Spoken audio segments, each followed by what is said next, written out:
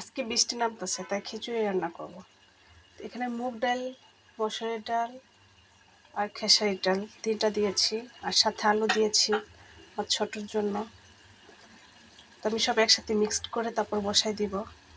এই খিচুড়িটা খুব মজা লাগে আমার কাছে, তাই মরিচ দিয়েছি, মরিচের ফাঁকি। এখন হলুদ দিব,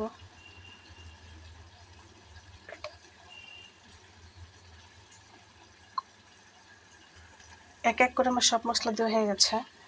শেষে আমি লবণটা দিব। লবণটা দেওয়া শেষ হলে একটু তেল দিয়ে সুন্দর করে হাতটা চটকে নেব, চটকে তারপর মেখে নেব। পেঁয়াজ আর মরিচ দিয়ে দিচ্ছি, মরিচ অল্প করে দিচ্ছি, পরে আবার রান্না কাছাকাছি হয়ে গেলে তখন আবার দিব, একটা ঘ্রাণ আসে অনেক। এখন তেল দিব, তেল দেওয়া হয়ে গেছে। এটা মিক্স করার পর আমি সামান্য একটু ঘি দিব। এই ঘিটা দিলে অনেকটা ঘ্রাণ আসে আর মজা লাগে অনেক, তাই ঘিটা দিব।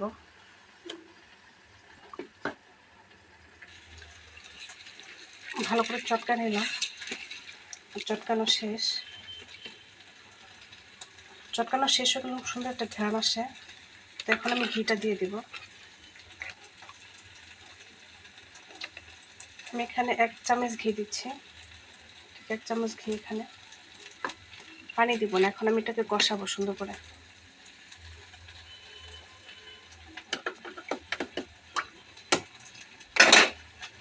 এই আমার হাতে যে মশলাটা আছে ওটা একটু পানি দিয়ে হাতটা ধুয়ে নিব।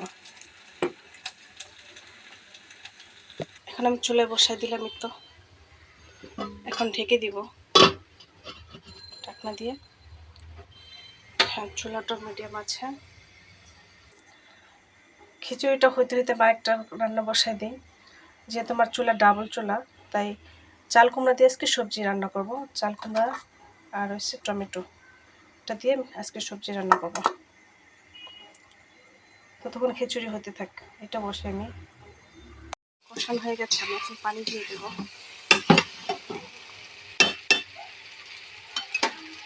পানি দেওয়া শেষ।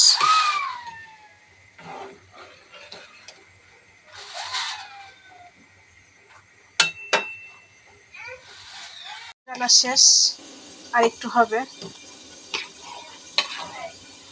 আপনাদের ওটা দেখাতে ভুলে গেছি, আমি 2টা কাঁচামরিচ দিয়ে দিছিলাম, ওটা স্কিপ হয়ে গেছে।